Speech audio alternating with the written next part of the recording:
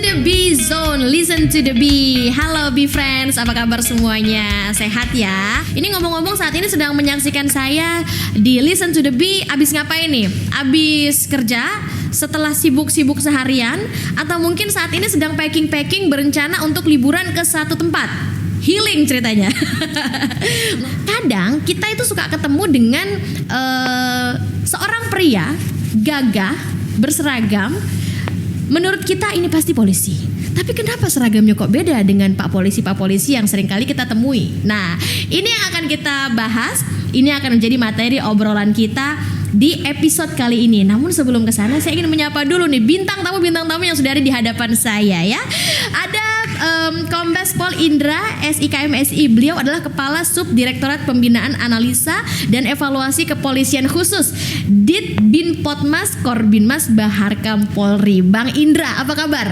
Baik, Mbak Nana. Woi, senyumnya itu loh ya.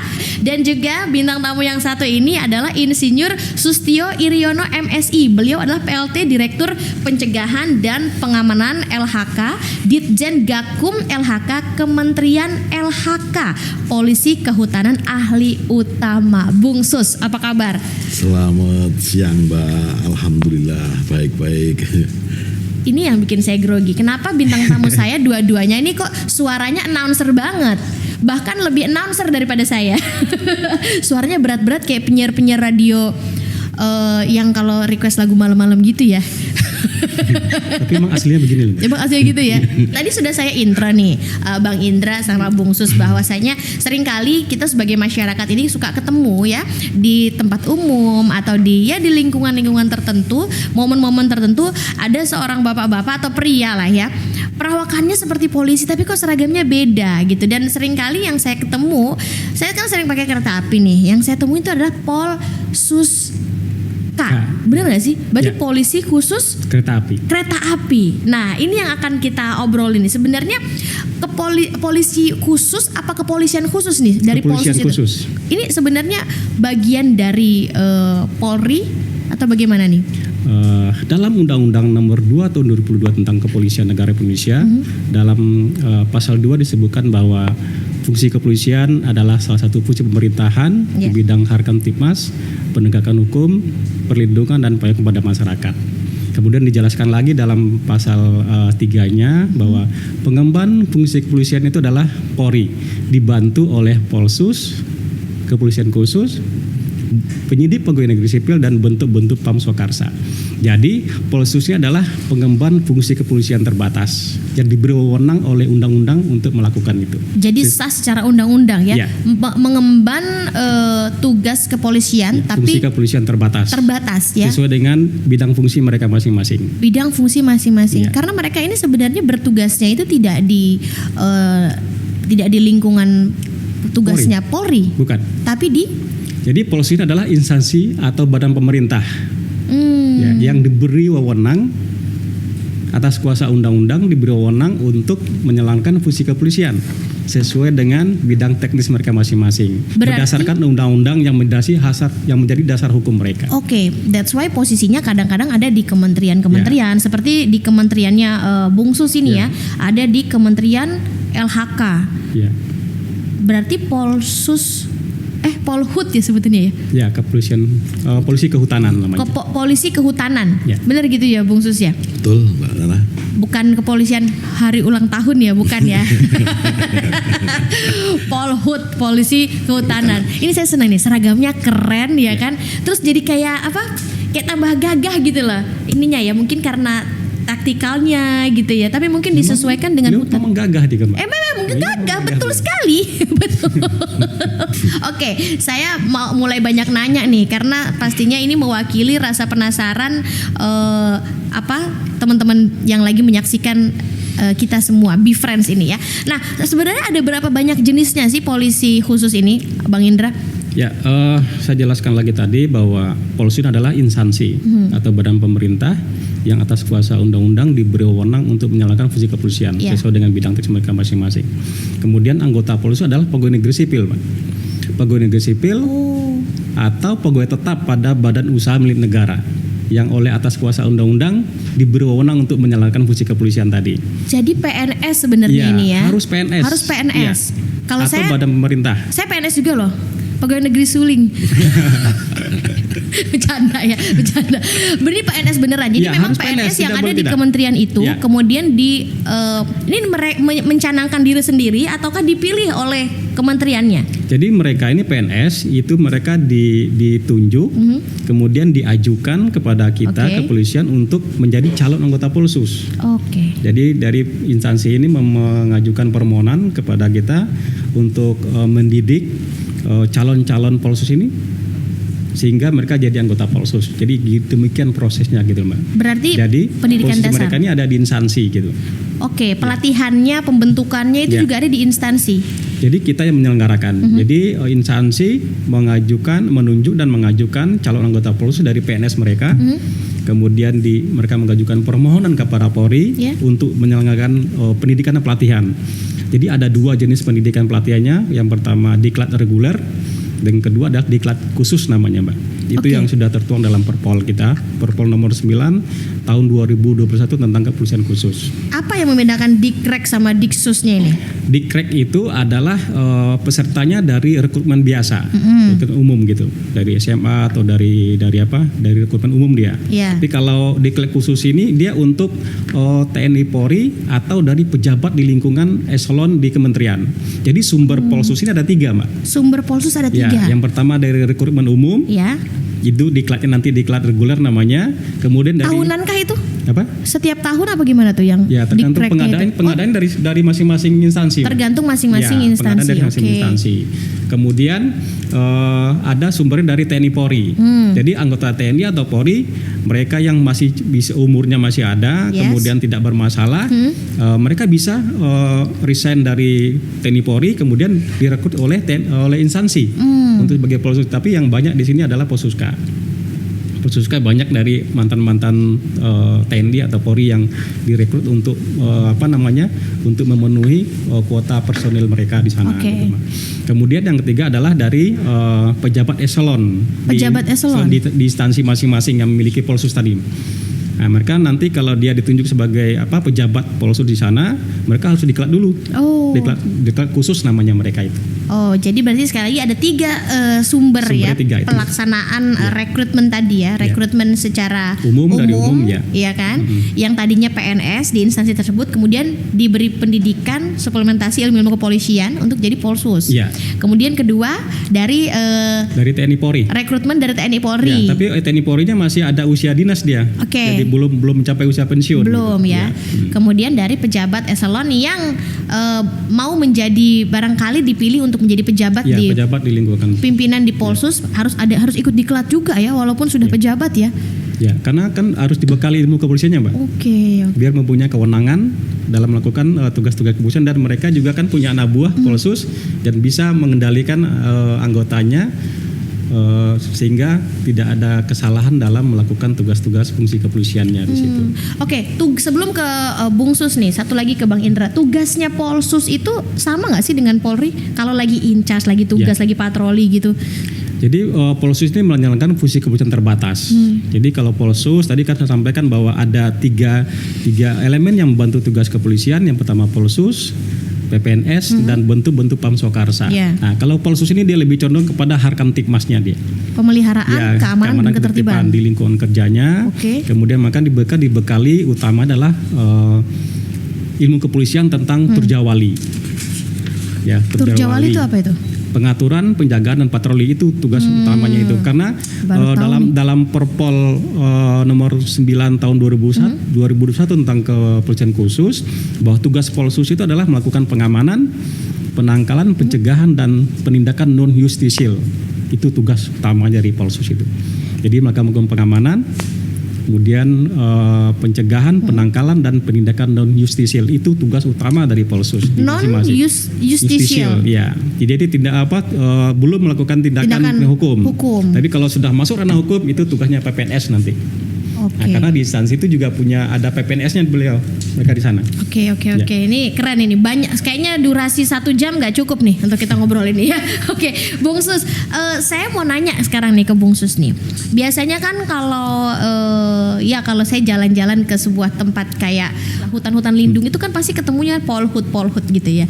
Dan emang tidak bisa dipungkiri karena mungkin mereka sudah mendapatkan asupan ilmu-ilmu kepolisian, pendidikan dasarnya pun dari Polri. Jadi kayaknya tuh karismanya tuh ya polisi gitu loh. Kalau ketemu kita harus deg-degan gak sih? Itu deg-degan takut apa mungkin deg-degan jatuh cinta ya? Saya juga agak bingung ya, Bung Sus ya.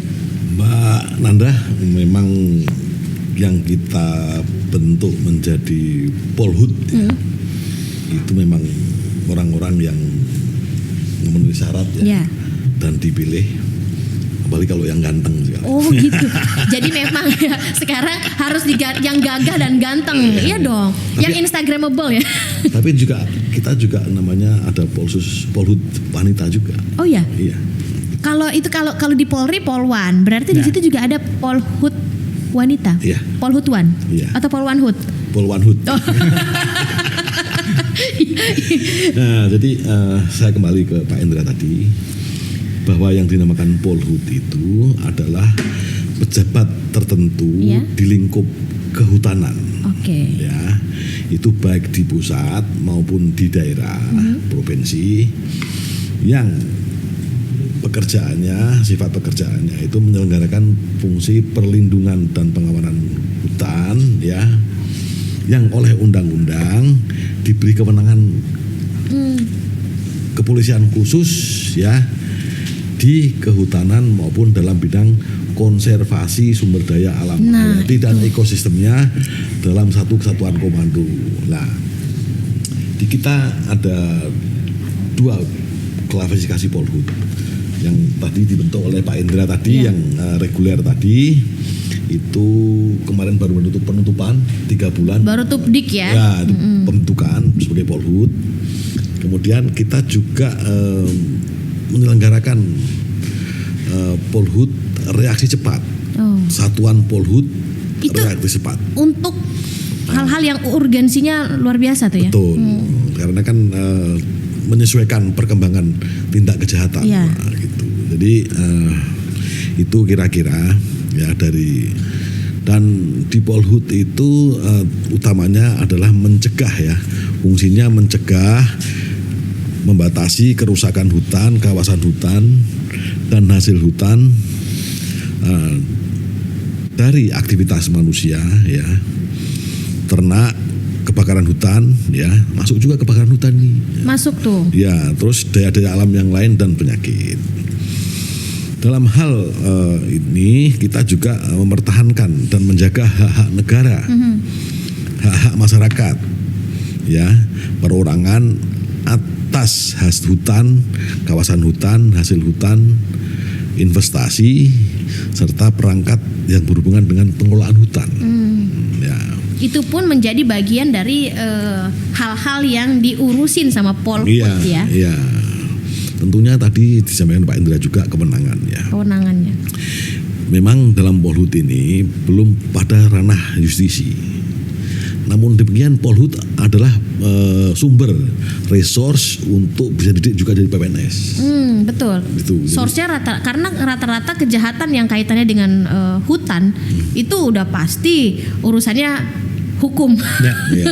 Ya kan? Itu source, ya. Nggak sekedar bully-bulian saja ya. Nah, polhut itu sesuai dengan kewenangannya tadi. Pertama, tentunya kita lebih pada aspek pencegahan. Ya. Jangan sampai terjadi, ya. Ya, kemudian yang sifatnya instrumen preemptif, preventif, represif. Yang tadi, yang penindakan tadi di posisi yang represif terakhir tadi. Nanti sebelum ke institusi itu yang dilaksanakan oleh polhut. Nah, kita di polhut yang tadi Mbak sampaikan tadi, memang penugasannya itu terkait dengan perlindungan dan pengamanan kawasan hutan bisa berada di hulu di kawasan hutan, itu antara lain di resort-resort, ya. Kalau di kita kan ada namanya Dirjen KSDAE ya. Iya. Itu yang membawai Taman Nasional, Iya. Balai Konservasi Sumber Daya Alam, terus kemudian ada yang di KPH yang membawai hutan lindung, hutan produksi, itu semua ada satuan Polhut di situ. Nah, kalau di Jawa ada namanya Perum. Perhutani. Itu juga ada satuan Polhut di situ. Jadi terus kalau tadi saya makan Mbak, kok kadang-kadang di daerah wisata ada ketemu Polhut. Betul. Memang itu kadang-kadang ditugaskan di sana dalam pengertian yang namanya kawasan konservasi ya. Itu kan ada unsur perlindungan pengamanan, pelestarian sumber daya alam, termasuk pemanfaatannya tadi wisata. Wisata. Jadi dalam rangka menjaga tadi kawasan hutan dan hasil hutan, serta ini memang penempatannya selalu di hulu dan juga di hilir, Mbak. Jangan lupa, kadang-kadang Mbak juga melihat kok Polhut keluyuran di pelabuhan atau di bandara. Memang itu dalam rangka pengawasan peredaran hasil hutan. Hasil hutan itu bisa berupa kayu, bisa berupa tumbuhan dan satwa liar, Mbak. Ya, yaitu terutama untuk yang dilindungi undang-undang memang tidak boleh sembarangan dimanfaatkan, kecuali kalau sudah masuk penangkaran atau izin-izin khusus dari yang berwenang, dalam hal ini dari KLHK, yang itu pasti ada dokumen-dokumen yang menyertainya. Itu pasti harus di pelabuhan, bandara ya. Itu untuk yang di posisi hilir gitu. Jadi Polhut bertugas dari mulai di hulu, di hutan, kawasan hutan, sampai di mungkin di hilir tadi. Berarti kalau kita perjelas, yang dilindungi oleh Polhut ini hutannya kah, hasil hutannya kah, atau aktivitas manusia yang ada kaitannya dengan hutan gitu? Keseluruhan. Jadi hutan ya, kawasan hutan dan ekosistemnya juga ya, sekaligus ada apa yang ada di dalamnya ya. Misalnya kita kan ada namanya fungsi ya. Fungsi hutan itu ada beberapa ya. Fungsi konservasi. Itu yang diemban oleh Dirjen Konservasi Sumber Daya Alam Hayati di KLHK. Kawasan suaka alam, kawasan pelestarian alam. Yang kalau di dalam sehari-hari ada, kalau Mbak misalnya paling dekat di sini ya, di Kepulauan Seribu itu untuk Taman Nasional itu. Kemudian di BKSDA di DKI ada, terus di Dalimun Salak, terus di Gunung Gede Pangrango, sampai di Komodo, sampai di Wasur, sampai di Aceh, Gunung Leser itu. Pokoknya yang ada hutannya deh, ya nggak sih, bener nggak? Nah ini kan luas banget berarti cakupannya. Soalnya kita tahu bahwa hutan Indonesia ini kan luas banget nih, sangat luas. Ini untuk pengawasannya bagaimana nih Polhut nih? Jadi personilnya cukup nggak sih? Ada berapa sih personilnya? Kita sekarang ini ada sekitar 5.803 personil. 5.803 personil ya, dari luasan hutan 120 juta. Wow. Sebentar. Dari 5.800 itu sekitar 2.800 itu yang di KLHK, yang membawahi yang di Dijen Gakum sama di KSDA. Kemudian yang di dinas kehutanan, atau sekarang ini dinas lingkungan hidup dengan kehutanan itu sekitar 5.800 juga di seluruh Indonesia. Memang terus yang di Perum sendiri kurang lebih 5.000 di Jawa ini. Ya. Kalau melihat rasio ya antara luasan dengan petugas memang masih kurang. Betul. Masih kurang. Artinya standarnya harusnya satu personil 5.000 hektar. Satu personil 5.000 hektar, itu perbandingannya tuh ya? Itu standar yang di ada kajian lah. Gitu. Lah itu kalau dari berhitung dari sana, ini paling enggak masih kurang, kalau dengan luasan 120 juta hektar itu. Masih kurang berapa personil? Kurang lebih hampir 20.000 lah. Oh. Nah, namun demikian dalam pelaksanaan tugas berbeda. Semua keterbatasan itu kan memunculkan kecerdasan. Betul. Kan? Ya kan gitu. Betul. Jadi terbatas, kita harus cerdas. Betul. Gitu. Jadi kami selalu berkolaborasi dengan kepolisian yang utama gitu. Karena kita bagian kepolisian khusus kan gitu. Juga dengan yang lain, Mbak. Misalnya di hulu ya dengan kepolisian, dengan aparat setempat, selain dengan TNI Polri ya. Kemudian juga di hilir juga dengan misalnya dengan karantina, dengan bea cukai, bahkan di laut dengan Bakamla, TNI AL, semua dalam hal baik dalam hal posisi pencegahan maupun dalam hal penindakan dan juga pemanfaatan teknologi. Iya dong.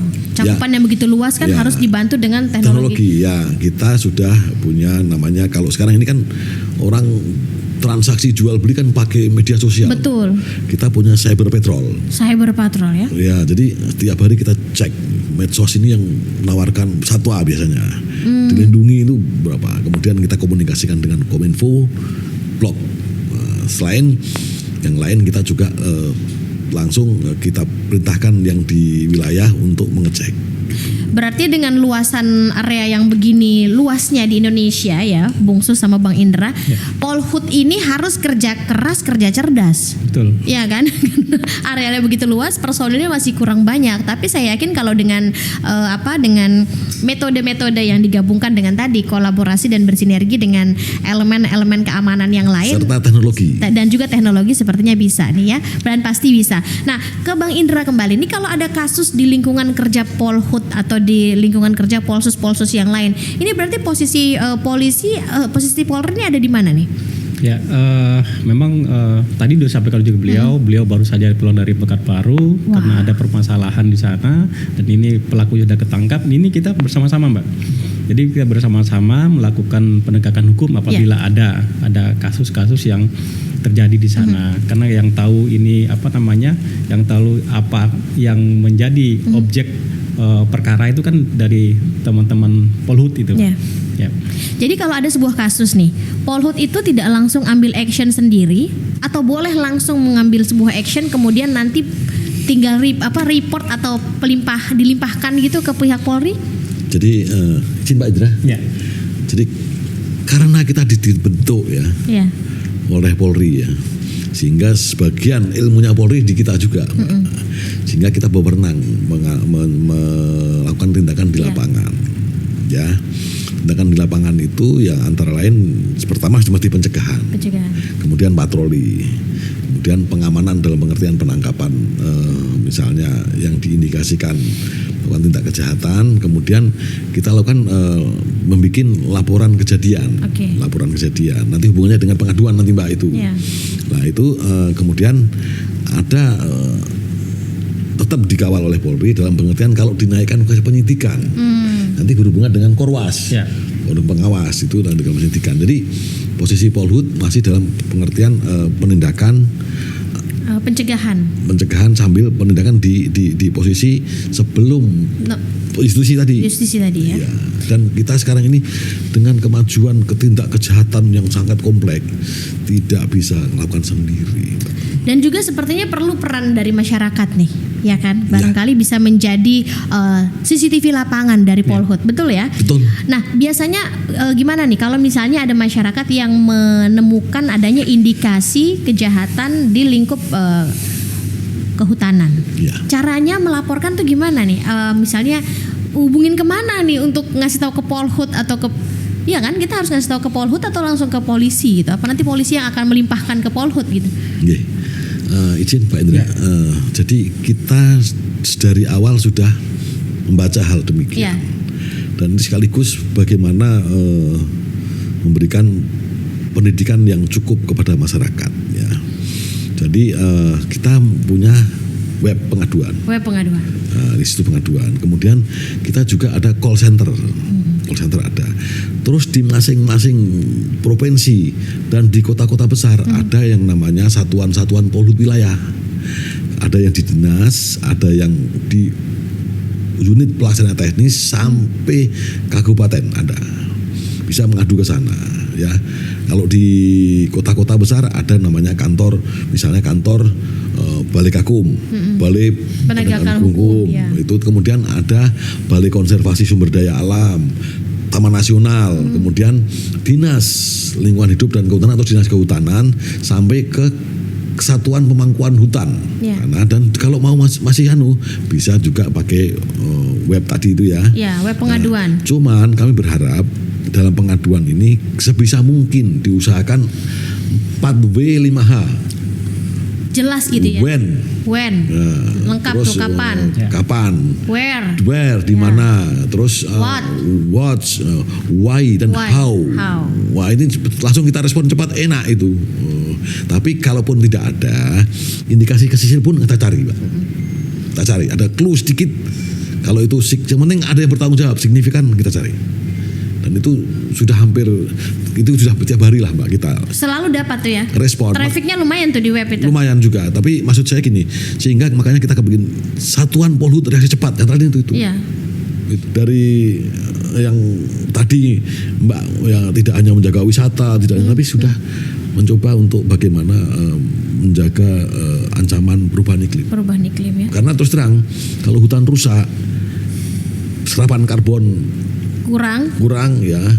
Kita yang kena imbasnya ya. Jadi itu Pak. Oke, Bang Indra, kita mulai kepo nih soal pembentukan atau pembinaan terhadap polisi khusus ini. Tadi kan sudah disampaikan bahwa yang nyiapin orang-orangnya ini dari instansi masing-masing, BUMN ya kan. Kemudian nanti kepolisian datang ke sana memberikan pelatihan, pembinaan, pembentukan. Itu pembentukannya gimana sih? Apa awal yang diciptakan mungkin kurikulumnya? Ya, jadi gini Mbak Anda. Jadi tadi saya sampaikan bahwa yang menunjuk dan mengajukan calon anggota polisi adalah instansi masing-masing. Misalnya kemarin kan kami habis melakukan diklat reguler untuk Polhut ini. Jadi instansi KLHK mengajukan permohonan kepada kita dengan melampirkan nama-nama yang akan diikut sertakan dalam pelatihan. Kemudian kita lakukan koordinasi dengan instansi pemohon bersama dengan satuan pendidikan yang akan kita tunjuk sebagai pelaksananya. Ya, jadi berdasarkan Perpol itu bahwa pelaksana pendidikan ini tidak hanya bisa di satu pendidikan Polri, bisa juga dilaksanakan pendidikannya di satuan pendidikan yang ada di instansi. Tapi biasanya selama ini kan dilaksanakan di satuan pendidikan Polri. Ya, seperti salah satunya adalah contohnya di Setukpa Polri. Dan kemarin tanggal 18 November kemarin kita baru saja melakukan penutupan pelatihan. Jadi selama lebih kurang 45 hari mereka dididik di sana. Jadi dalam rangka pendidikan tersebut kita bersama instansi terkait sudah menyusun kurikulum. Jadi kita sudah membuat kurikulum dan kurikulum ini kita rumuskan bersama-sama. Jadi kementerian sendiri yang tahu kompetensi apa sih yang diharapkan dari Polhut yang akan dididik ini gitu Pak. Jadi sama-sama apa materi pelatihannya, tapi untuk pendidikan tentang ilmu kepolisiannya itu dari kita. Ya. Jadi mereka dibekali tadi yang disampaikan oleh Pak Asus, mereka dibekali bagaimana cara patroli, bagaimana cara melakukan penjagaan di situ, bagaimana melakukan pengawalan barang-barang yang menjadi harus diamankan, kemudian juga melakukan bagaimana melakukan tindakan justisial kalau ada terjadi tindak pidana di situ. Jadi mereka dibekali ilmu semua termasuk bagaimana cara menerima laporan, bagaimana cara membuat laporan. Di situ dalam pelatihan itu mereka diajarkan itu semuanya. Sepolri mungkin deh. Gitu ya. Mereka harus betul-betul bisa melaksanakan tugas itu. Dalam konteks kehutanan. Kehutanan. Ya. Jadi basicnya adalah ilmu-ilmu kepolisian yang dijahit dengan kepentingan dari si instansi ya kan, masing-masing dikolaborasikan tuh untuk kehutanan. Berarti seperti ini nih polisinya menangani kasus-kasus kehutanan.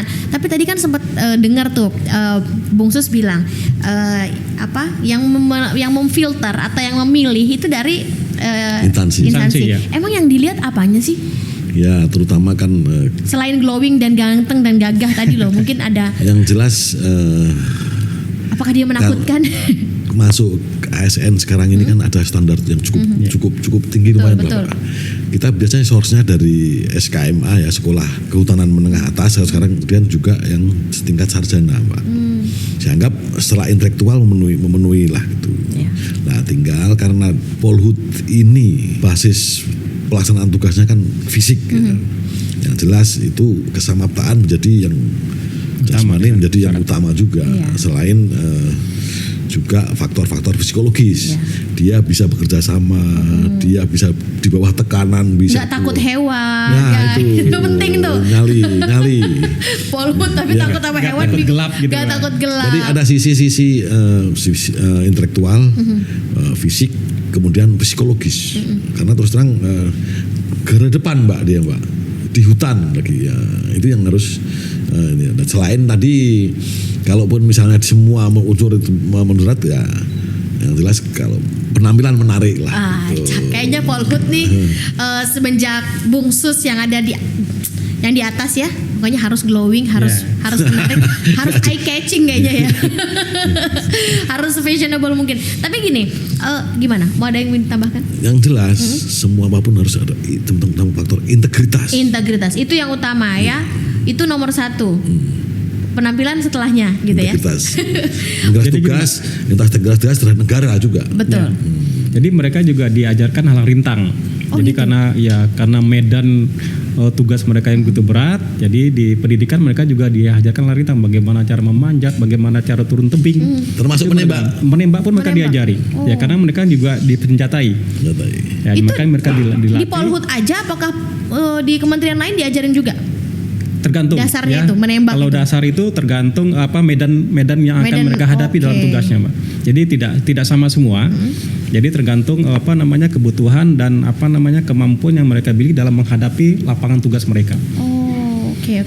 Nah, tadi sempat saya sempat ada sedikit yang saya highlight di sini ya kan, bahwasanya segala pendidikan kurikulum itu dari Polri. Bersama-sama kita merumuskannya, Mbak. Betul. Ya. Untuk seragam, untuk uniform yang digunakan, ini apakah ada aturan khusus dari Polri atau dari instansi bisa menentukan sendiri? Ya, jadi kalau kita lihat dari Perpolnya, dan perlu kita ketahui bahwa Perpol itu kita juga rumuskan bersama-sama.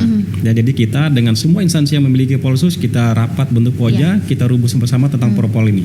Dan alhamdulillah sudah diundangkan pada tanggal 13 September tahun 2021 kemarin. Dan di situ juga mencantumkan tentang seragam. Ya. Nah, masalah seragam ini yang menentukan adalah instansi sendiri. Masing-masing. Nah, masing-masing instansi menentukan seragamnya, termasuk atributnya. Tapi yang jelas di situ sudah diatur di sana, itu seragam itu tidak boleh sama dengan seragam TNI Polri. Oke, itu ketentuan. harus berbeda ya. Ya. Tapi mungkin kalau ada tulisan Mabes Polri Ya. itu harus ya, Harus bahkan ya. Jadi kalau di badge sebelah kiri ini adalah badge instansi, Oke. sedangkan badge sebelah kanan adalah badge Polri-nya. Nah, ini- kalau dia bertugas di pusat, itu harusnya logonya Mabes Polri seperti ini. Tapi kalau dia tugasnya seperti di dinas kehutanan, mereka logonya logo Polda. Polda Ya, Polda itu setempat. menandakan itu sebagai pembina fungsi. Oh, ini yang Pembina fungsi masyarakat kepolisiannya. Nah, masyarakat jadi harus tahu nih, kalau ketemu Polhut atau Polsus lain, lihat atributnya.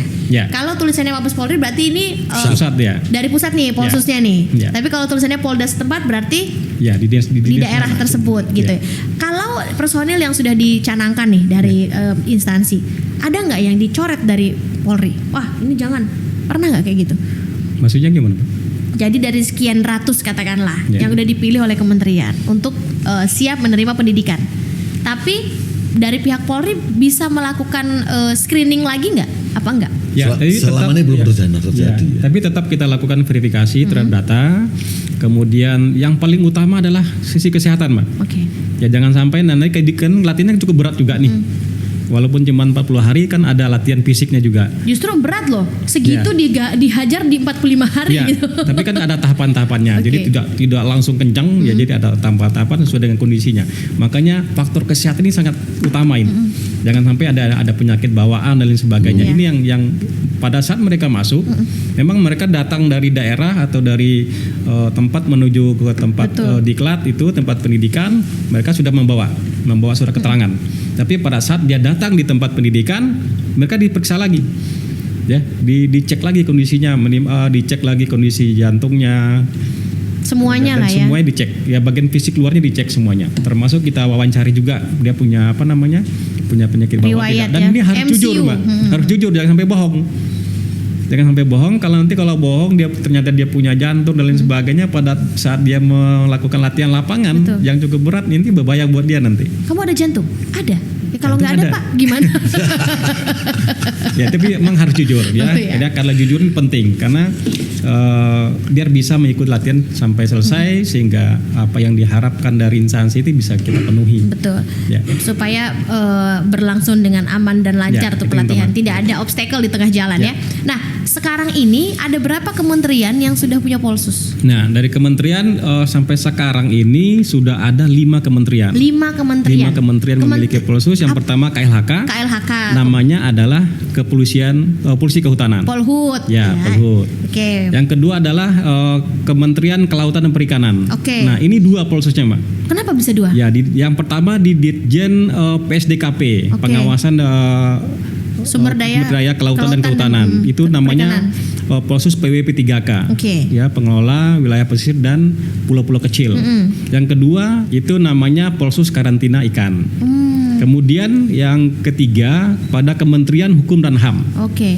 Itu namanya Polsuspas yang ada di lapas-lapas. Oke. Yang berikutnya pada Kementerian Pertanian, namanya Barantan, Badan Karantina Pertanian. Oke, Badan Karantina Pertanian. Oh, Barantan. Itu tadi disampaikan oleh Pak Sus tadi sangat bersinggungan tugasnya dengan Oke. Polsus. Mereka mengawasi. Jadi mereka mengawasi tumbuhan dan hewan-hewan. mirip-mirip lah ya. Ya. Kalau Polhut kan di hutan, ini di sektor pertanian. Ya. Yang berikutnya satu lagi Tadi ada kan Kementerian Kementerian Kelautan. Pendidikan, Kebudayaan dan Ristek. Itu Polsusnya namanya Cagar Budaya. Karena Cagar Budaya itu kan di bawah kementerian. Oke. Menjadi tanggung jawab Polsus Cagar Budaya. Udah 5 nih. Nah, itu 5. Yang kedua, yang 2 lagi ada di BUMN. Pertama yang tadi Mbak Nana sampaikan yang sering lihat di kereta api namanya Polsuska. Polsuska. Kemudian yang satu lagi ada Polhut juga di Perhutani. Oh, Polhut lagi di Ya. Perhutani. Ya. Misalnya nih ada BUMN yang pengen punya Polsus. Itu bisa? Jadi Ada sebenarnya gini, Mbak. Jadi minimum pasukan nggak tuh? Jadi semua unit kerja pada instansi yang ada tugasnya melakukan tugas fungsi kepolisian, mereka itu adalah Polsus sebenarnya. Oh gitu. Ya, makanya kami terus akan berupaya melakukan komunikasi, melakukan pendekatan dengan instansi tersebut. Nanti kita sehingga yang mereka yang belum Polsus ini nanti bisa bergabung sama kita Polsus. Ya. Nah, so far hubungan Polri dengan polisi hutan selama ini mesra banget dong ya pasti ya. Ya, memang harus mesra. Harus mesra? Iya, harus mesra karena kita ini mitra kerja. Ya. Ya, kalau nggak mesra ya kita nggak bisa bekerja sama dong. Betul, Kita nggak betul. bisa berkolaborasi karena memang tugas kita ini mengamankan aset negara. Tadi kita lihat berapa banyak tadi berapa luas hutan Berapa kita luas, kan. betul. Ya kalau nggak Perlu. bekerja sama ya kita nggak bisa. Betul. Perlu kemesraan yang ekstra. Betul. Oke, sebelum kita tutup saya ingin mendapatkan sedikit imbauan nih untuk masyarakat dari Polhut. Silahkan Bung Sus. Polhut ini adalah salah satu komponen bangsa yang saya berharap terutama teman-teman ya untuk menjaga kekayaan sumber daya alam kita termasuk hutan. Dan kita sekarang ini juga ditambah satu lagi tambahan menjadi tentara langit. Nah, perubahan iklim tadi Mbak. Oke, betul. Tentara langit itu. Dan saya berharap juga teman-teman bisa mengawasi anggota kami yang di lapangan. Saya berharap masyarakat juga punya kewajiban untuk Berperan aktif. dan sekaligus mengawasi kami juga. Oke, dari Bang Indra gimana nih untuk masyarakat? Ya tentunya keamanan merupakan suatu kebutuhan masyarakat sekarang. Karena kalau kita aman, suatu situasi kondusif, ya semua aspek kehidupan kita tentunya akan berjalan dengan baik. Untuk itu perlu peran serta masyarakat. Mari kita bersama-sama.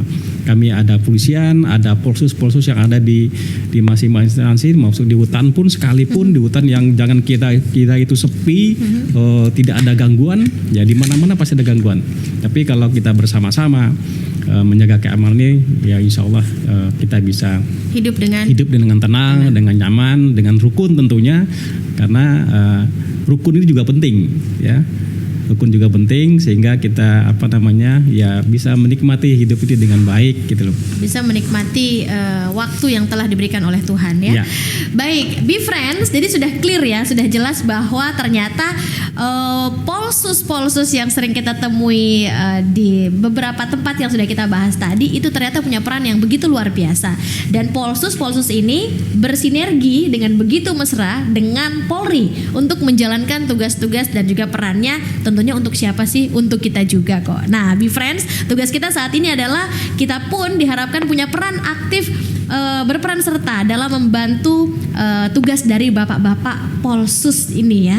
Saya ingin mengucapkan terima kasih banyak untuk Bung Sus dari Polhut nih, luar biasa sekali penjelasannya, menjadikan kita tahu kalau ternyata Polhut ini bisa di mana-mana, kemudian juga punya peran yang begitu luar biasa, dan tentunya ini akan lebih ganteng lagi kalau didukung peran serta dari masyarakat yang jika menemui hal-hal yang perlu diadukan, silahkan adukan ke web pengaduan yang bisa dicari di googling ya, keterkaitan dengan LHK tadi.